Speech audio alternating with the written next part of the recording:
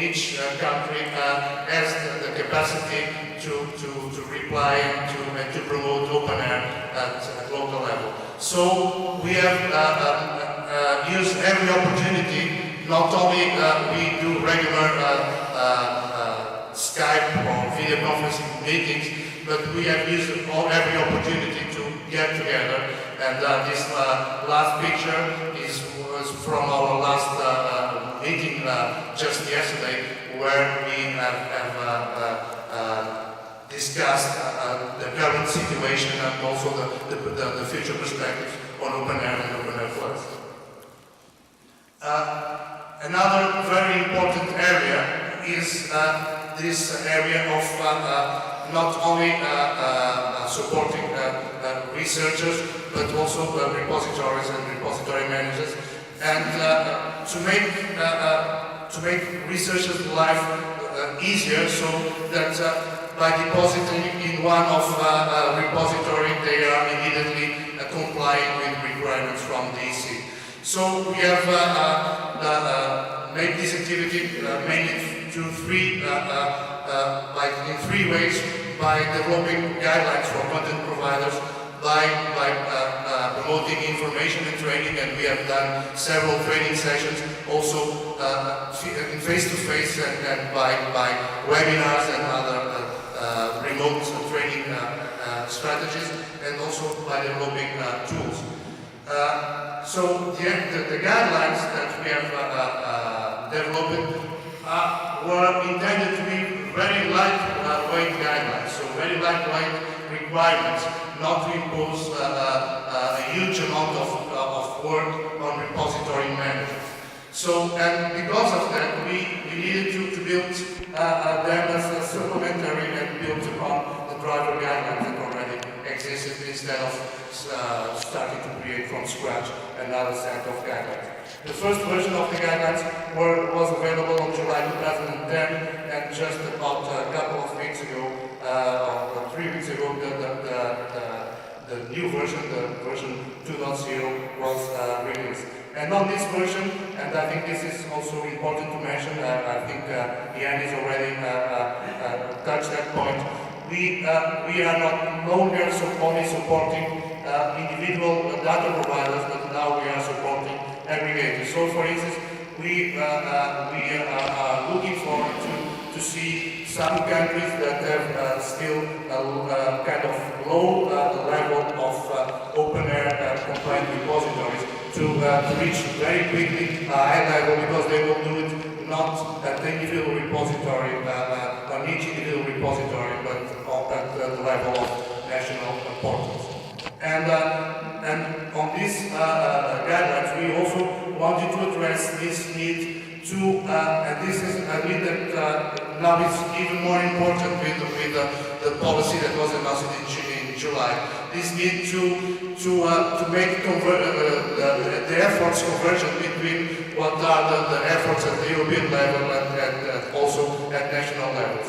So we want to create a generic way to describe project information and founder information. So by using a solution that can be used not only for describing European funded projects, but projects funded by any founder in Europe. So the same requirements will apply for repository managers. We'll have to use the same approach to comply with the EC policy, but also with local national policy. And this is also a very important point. And finally, we have developed add-ons for the most common repository platforms. So there are add-ons for eSpace and ePrints, and it's a pleasure to announce that on ePrints 3.0 that will be released soon in December, OpenAIRE compliance is built in the code, so there will be no need for an add-on. So the eSpace version will be born OpenAIRE compliant, and I think that's an important achievement too. And there is a picture of the place, I think. Regarding dissemination and outreach, we have also done a lot of dissemination and outreach. It's one of the major tasks of the NOADs in each country, and also the European coordination team. So we have made, on the last couple of years, we have made more than 200 presentations of OpenAIRE, and we have contacted more than 2,000 projects. We have, I must admit that the reply rate is not so high as we would expect, so we just got probably a reply rate of around 20% from projects. But we have contacted more than 2,000 projects, and from the presentations, if we look at it from both a regional and a stakeholder perspective, you will see that across all regions, the stakeholders that were approached more frequently were researchers and repository managers, and I think that's a right strategy. But of course, it is also very important that we have addressed policymakers and research administrators, because they are also very important stakeholders for our success. But during this period, we also encountered problems on getting all this together. And the main problem is that the policy, as we knew it until now, was really a weak mandate, because there was no carrots and no sticks. So you need at least one. Probably you need both, but for sure you need at least one. And the FP7 pilot was really lacking one or another. And so we have already got good news that the default for Horizon 2020 will be different, and I think it is very important that compliance mechanisms are built into the details of the policy, and so that the carrots and the sticks are built into the details of the policy. And another problem that some of those problems were problems that were very important at the beginning of the project, and things begin to change and to get better as time went on. So, for instance, Yanis just mentioned that we are probably the only project that have access to some European Commission databases, but that was not the case for a long time. So we had lots of problems, for instance, to know which projects have the special clause 39, so which was the universe that we should address to. So there was a lack of information from EC. There was also kind of a low awareness, especially at the beginning, of an involvement from both project officers, project coordinator, and also researchers, and because this is or should be kind of a cascade, so that the information about OpenAIRE and special clause 39 should flow from the project officers to the researchers, and it was not always the case. And also in some countries we have low or slow involvement of the repository community, and in some others we have this approach to solve not by each individual repository, but at national level. But despite these problems, I think we have very good results, and very good results in 3 dimensions. So on implementing the EC and RC policies, on the overall open access situation in Europe, and also the OpenAIRE network per percent. So, as also Yanis already presented, we have now collected more than 40,000 FP7 reference to FP7 publications. From those, about 4,000 come from institution repositories, about a little bit less than 400 from open access journals,